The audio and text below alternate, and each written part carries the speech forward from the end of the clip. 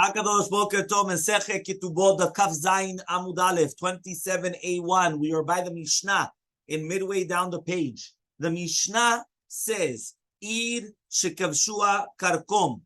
Right? What does that mean? When you have a city that was conquered by Chayalim.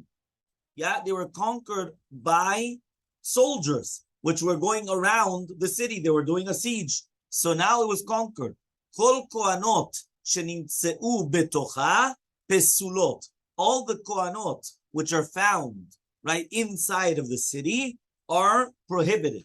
Yeah, so he says why? Because we suspect that they have relations with them. But if they have witnesses that did not do anything, and that means that they were not violated. Afilu eved v'afilu shivcha. Whether we're talking about an eved or a shivcha, that means even these are the witnesses. They're going to be believed, right? But nobody's going to be believed for themselves. We have a contradiction. Baleshet is a tzava sheba la'id.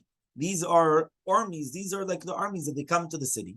Beshat shalom, if they come during the time that there's peace, chaviot ptuchot asurot. So then the chaviot ptuchot are going to be prohibited.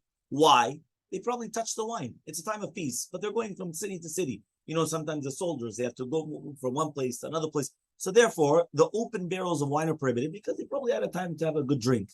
Stumot, but if it's a closed barrel, so it's going to be permitted. Why? Because they didn't open up the barrel. It's a closed barrel. So therefore, it's not yain nesech. Peshat milchama, but if it's a time of war, elu va'elu mitorot, everything's permitted. Why? Which means if they're busy during war, right? Yeah. So that means if they're busy during war, so therefore they don't have time to make yain nesech. So if they don't have time to make yain nesech, how do they have time to come and start violating a woman? They have no time. Amar Rav Mari, says Rav Mari, livol yesh pnai, lenasech em pnai. He says no. To make yain nesech, they don't have time. But to have relations, to violate a woman, they do have time. That's what the Gemara answers. Right? Exactly. Right? That means for them, they have this concept. No. They're not going to drink. They're not going to drink wine. But they have time to have the relations. Rabbi Yitzchak bar Elazar Mishmei de Chizkiya Amar. Rabbi Yitzchak bar Elazar says the name of Chizkiya. Kam bekarkom shel ota malchut, kam bekarkom shel malchut acheret. He says, no, I've got a different answer.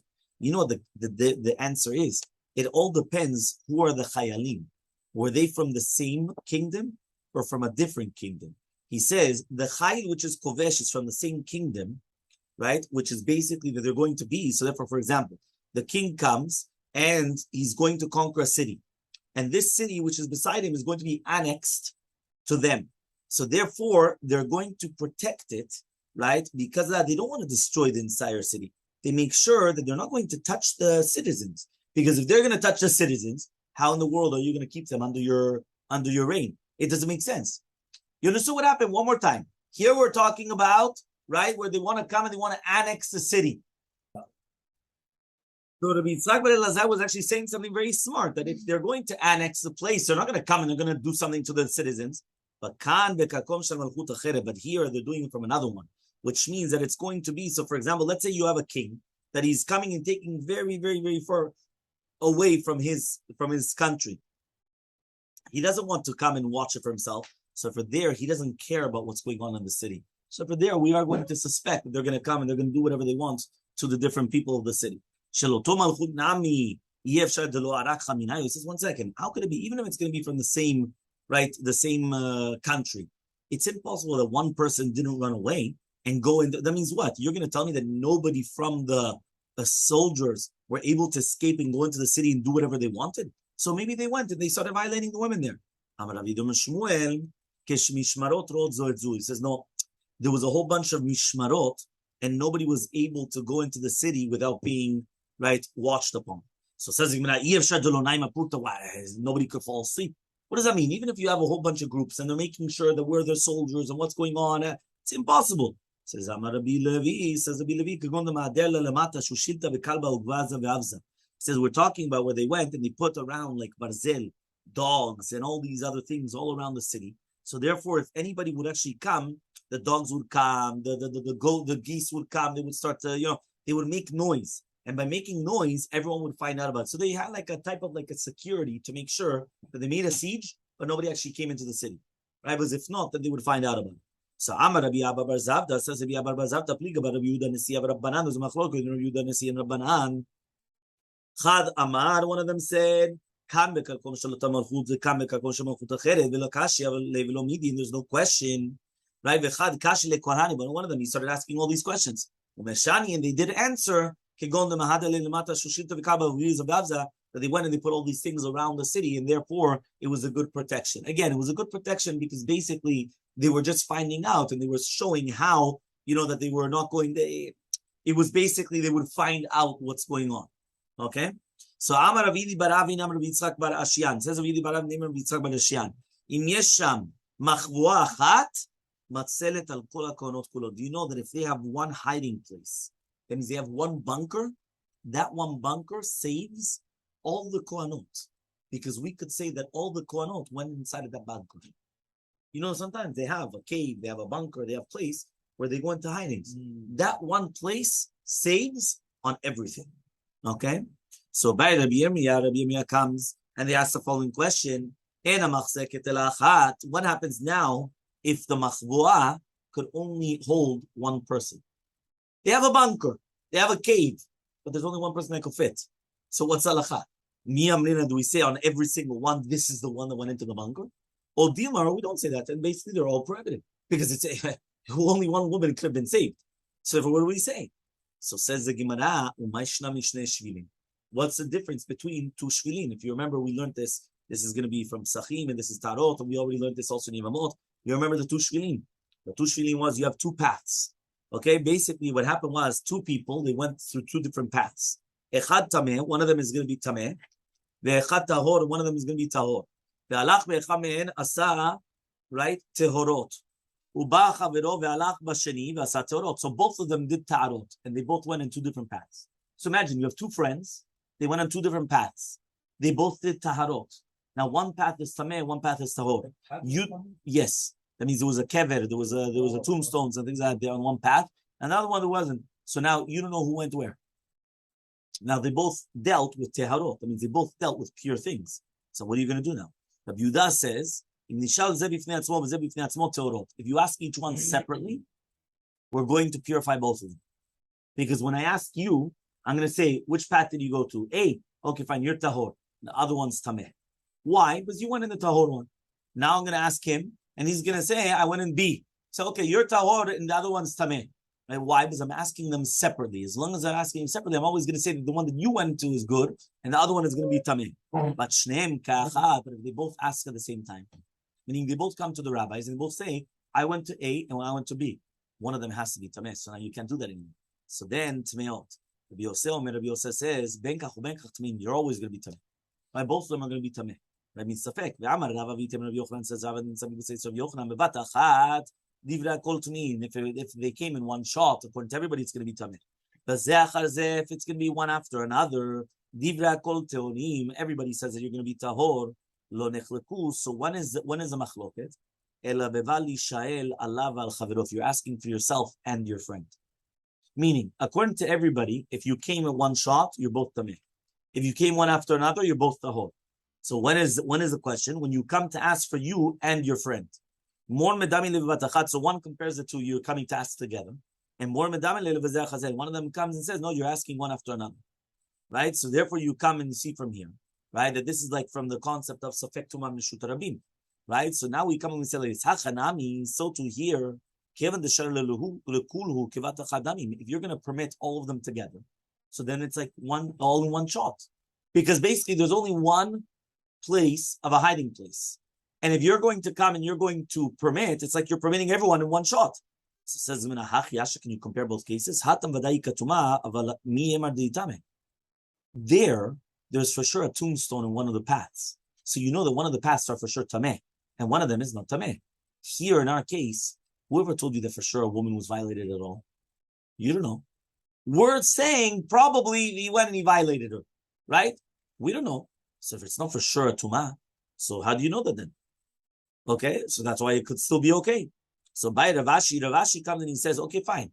You're right. If there's a hiding place, and we don't know who went in there. What happens? She comes and she says, I didn't go into hiding, but I wasn't impurified. So she comes, again, remember this concept. She comes, she comes, she says, I didn't go into hiding, but I wasn't violated. Do we say, right? 27b. Do we say Mali Lishaker? Then why is she going to lie? Right? Because she could have just said that she went into hiding, or she didn't need to say anything. Well, or maybe we're not going to say anything. So says the Gemara, what's the difference between the other story? There was a story, the Hu Gavra, the Aga Lechamra Lechavre. There was a person that he rented out his chamor to his friend. Yeah, he rented out his donkey to his friend. The Elmaleh, so he comes and he tells him, don't go on this path because there's flooding. There's water, so don't go on this path. Zil go the other place, but there's no water there. He went to the normal place. And it died. The Rabbi, he came in front of Rabbi Elmaleh, he says, I did go through that place. But there was no water there. So he had admitted that he went through the path that he was told not to go, but he said, but there was no water. So I went through that path, but there was no water. Amar Rava says, what's he going to lie? He could have just lied and said, he went through the other path. Abaye says,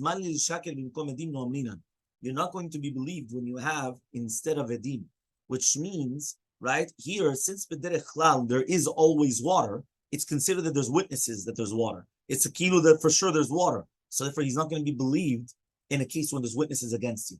Meaning, when are you going to be believed if there's no witnesses that go against you? If there's witnesses against you, you're not going to be believed. So he says the fact that usually there's always water there, it's like that there's witnesses that there's water there. So if you're not believed to say that you went there, but there's no water, it just doesn't work. That's a shita of Abaye. But according to Rava, he says, yeah, malil shakin. Right? Why would he have lied? He could have lied a better lie. So says the Gemara, Hachi Asha, can you compare the case over there?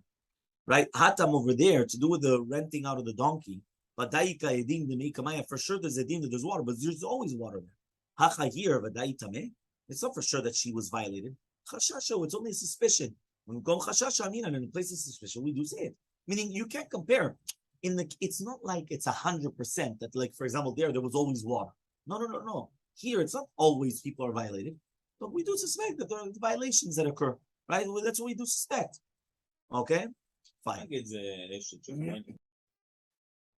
So now it says the two dots. The two dots comes and it says, even if there's going to be a witness, who's a witness? Even if it's going to be an eved or a shivcha, a slave or a maid servant, it's still going to be okay.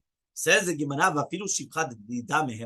even if it's going to be her own maid servant that she believed. Imagine right now, you have a maid servant. So this is like, this is your cleaning lady. Now remember, it's not like nowadays that you pay them by the day and, they come in and out, they run away. No. A shivcha was somebody that was with you from when you were this and they're 20 years, 30. You're going to tell me that she's going to be believed? Obviously, she's got an interest. She's going to testify. Even her shivcha, meaning we have a contradiction. Right?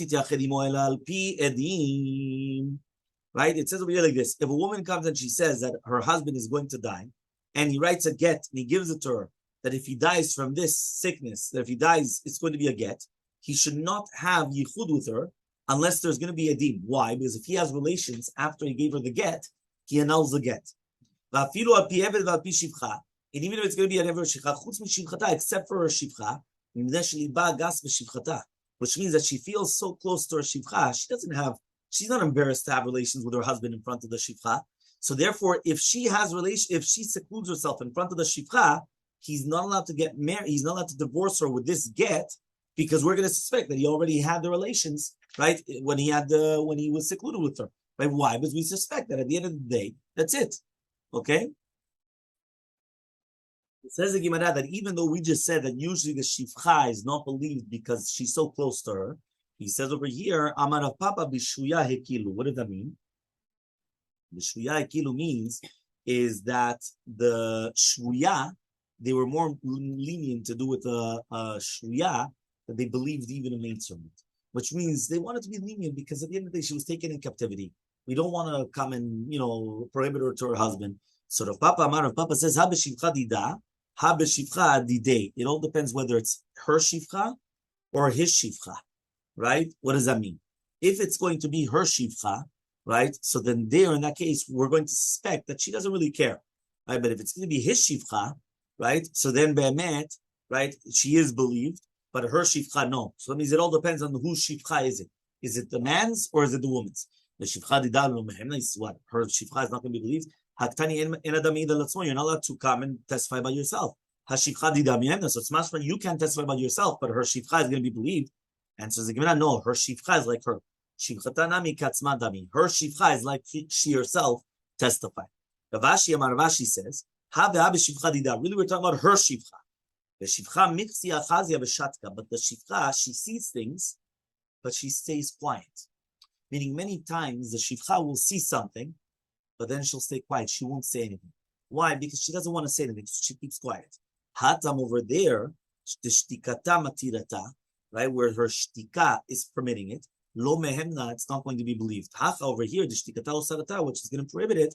Mehemna, she's going to be believed, which means like this. Sometimes, right, the shivcha will actually see something and she's going to stay quiet. She won't say what's going on, what are they doing, not doing. So therefore he comes and he says, there where the shtika is going to permit her, right, to do with the get. So therefore she's not going to be believed. Why? Because we're not going to permit them to have yichud, because we're going to suspect that maybe the shivcha is going to see it, and then she's not going to say anything in order to protect her mistress, right?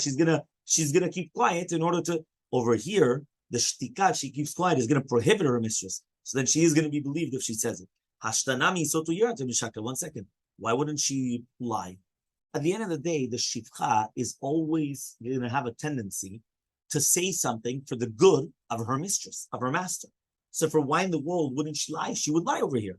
So says we're not going to suspect that she's going to falsely lie, because she's not going to do two things. Number one, she's not going to say that she was contaminated. And number two, she's actually going to testify that she wasn't contaminated. Meaning, if she keeps quiet and then she doesn't say anything, that's one thing. But she's not going to say anything, and then the opposite, she's going to testify falsely. There, a maidservant wouldn't do such a thing. Like, it's too far. You know, but then it's mamash, she knows she's getting into trouble. Ki right? But Isak, just like many Barisah, there was a person that came from Bechuza, and he said that he's his brother. Elmaleh comes and he says, give me half of the property of the father. Why? Because I'm your brother. Elmaleh says, I don't even know who you are. You're my brother? I don't even know who you are. What am I going to give you? So giving you half the property. They came in front of Elmaleh. He says, he told you good. Why? Right? I'm not going to suspect that he's lying. Right? Which comes to teach you. What does that mean? That Yosef recognized, but they didn't bring it. He didn't have a beard. And then he came back with a beard. So therefore what? Just like right now, so therefore he didn't recognize him. So too here, your brother, right, doesn't know you, because you went when you were as young, and all of a sudden now you have a beard and everything. He doesn't know you. So Elmaleh says, go bring witnesses that you're his brother. Elmaleh says, I've got witnesses, but they're afraid. Why? Because he's a very powerful man. Meaning sometimes you have a case where you have people that are very powerful, so they're afraid to testify. Why? Because they know if they're going to start testifying, all of a sudden they're going to be taken down or something's going to happen. So Elmaleh, so he went and he told him, so he went the opposite. He went and he told them, you bring me witnesses that he's not your brother. Right? So Elmaleh says, Dina. He says, what? Is that the din? The opposite. Right? Elmaleh, he says, no. Even though usually there's a general rule, what does that mean? Means that you have to bring the proof to take out the money from someone else. So here too, the brother that's coming from Honolulu, he has to bring the proof that he's a brother in order to take the money. But so then the guy comes and he says, so no, is that halakha? Says no. But for you powerful people, that you come and you intimidate others, right? That you don't let them come and testify. So for you guys, this is the way that I judge it the opposite way around. You guys bring a proof that he's not your brother. And until you don't bring a proof that he's not your brother, you're going to have to actually give him the money. So so 1 second. If he's so powerful, also, atum meshakar, they're going to come and they're going to lie. He's so powerful, he'll bring witnesses, they're going to lie, he's not the brother, and then that's it. Says the Gemara, tarti lo avdi. No. people are not going to do two bad things, meaning that they're not going to come and they're going to do two different things, which means that they're not going to say the truth and then also testify falsely, that they wouldn't do. If they're not going to say anything, that's one thing. But to come and not say anything, plus they're going to testify, no, that they're not going to do. So says the Gemara, what did we just say? It's machlok t'tanaim.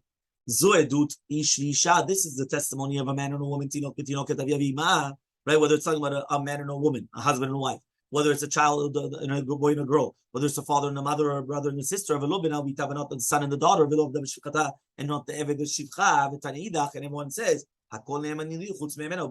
except for her and her husband. So it's mashma, a shivcha is believed. So answers the Gemara, that Rav Papi Rav Ashi Tanya here. You're right. The words of Rav Papi and Rav Ashi are actually tulim and machloket, and it's not actually agreed upon by everybody. Because they said that a shivcha, she was going to be believed, the maidservant is going to be believed on her mistress. It says it's not that true. But Rav Papa says, Rav Papa will tell you what, you say it's a machloket? There's no machloket. So Rav Papa says, it all depends on Mesiach Lepituma. Remember, Mesiach Lepituma means she's speaking innocently, which means that she's saying a story. She's not testifying. Testifying is one thing. If you're just saying over a story, that's something else. Imagine right now you're coming and you're saying over a story. We escaped from this and we went into hiding it. So we all believe you because you're not testifying, but you're just saying over a story. So he was talking over Masechet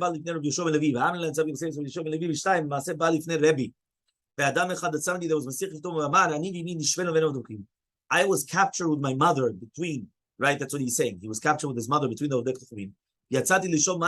Right? And I went out to draw water with and he was thinking about his mother. And he was thinking, that means all the time, he was always making sure that his mother was safe. The Rabbi came and he got the mother married to a Kohen. Why? Because the son testified. Now, usually a son will never be able to be testifying about his mother. Right? Obviously, he'll say that nothing. No, but why? He was saying over a story. And the fact that he was saying over a story, he's going to be believed. Says the Mishnah. Mishnah Kavzayim Mubet towards the bottom. Amar bi Zechariah ben Akatzav. Says bi Zechariah ben Akatzav. He was a Kohen, and to do with his wife, his wife was in Yerushalayim during the Churban Bayit Sheni. The second Bet HaMikdash was being destroyed, and his wife was inside of the city. Hamaon hazeh, he swears, Lo zaza yada mitoch yadi. So this is a big rabbi, Rabbi Zechariah ben Akatzav. He was a big rabbi. He was a Kohen, and he swore that his wife didn't leave him from the beginning that the Ovdei Kochanim came into Yerushalayim until they came out. Amrulo, they told them, En adam me'id al atzmo. A person cannot testify on himself, and therefore his wife is prohibited to him. This was you mentioned before. So you see from here, Rabbi Zechariah ben Akatzav, we're talking about one of the Gdolei Olam. We're talking about one of the biggest rabbis during that generation. And he went and he swore. He swore. It wasn't just some testified. He swore she never left his hands. Prohibited to him. Oh, that's the way it is. Says the Gemara, Tana, but even so, right? He used to come and he designated for her a house, right? But when she was coming inside, she would come, right? She would go out in the front of all her children. And she would come inside the house, she would come at the end of all her children, which means that since they were living in the same vicinity, so she made sure that whenever she left, she always had to leave first, and then the children came afterwards. So she would never be left alone in the house with the husband or in the vicinity with the husband. It wasn't an exact same house. It was a house in the chatzer, in the same courtyard, right? And the same thing when she was coming back home, the children had to go in first, and then only she could go in first. She could not go in by herself. So Abaya comes and he asks, can you do that with your divorced wife? Listen, it's much cheaper. Remember, in the olden days, they would have a chatzer, and in the chatzer, if you want, you just build an extra house. And now, a person divorced his wife, right? And for whatever reason it is, he puts his wife there, and that's it. But usually we suspect, because maybe we're going to suspect that maybe Be'emet, he'll have relations with her. At the end of the day, here, it wasn't that they got divorced because they were fighting cats and dogs. They got divorced because they were forced to get divorced, right? But maybe Be'emet, we're going to suspect that they're still going to have relations. So can a person do that with his grusha or not? So says the Gemara, Hatamu, it's only over there, because she was taken into captivity, that's why they were lenient. But over here, they didn't, we were mekel by a divorce woman. Or maybe there's no difference. So Tashema, the time was going to the right, It's written, if a person divorces his wife, he's not allowed to get married to another man and live in the same vicinity as the first husband. Right? V'imaya Kohen, and if he was a Kohen, Kafchet Amudar Aleph on the top, Lo Taduri Meo B'Mavui, not only in the same Mavui. Imaya Kfar Katan, if it was a small village, Ze Haya Maaseh V'Amru, Kfar Katan Nidon Kishchuna. Right? That a Kfar Katan is like, considered like a Shchuna. So basically what they're saying is that it all depends on the circumstances, but usually you're not allowed to live in the same vicinity as your divorced wife. Why? Because we suspect that you're going to do something. And if you do something, you're married again. You understand? So it becomes problematic. So therefore, a person has to be very, very careful with this.